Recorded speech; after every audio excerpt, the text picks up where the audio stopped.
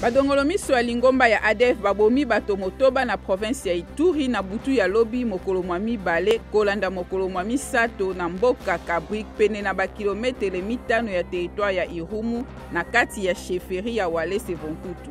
Ezali bongo na nzela ebengami route nationale numéro 4 pene na mboka Luna Komanda.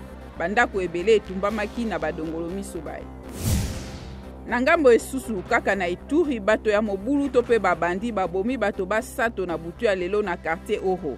Komanda ya polisi ya Bunia Abeli Mwango alobi bazali kosala bolukiliku mpona kokanga baye basali mbeba eye.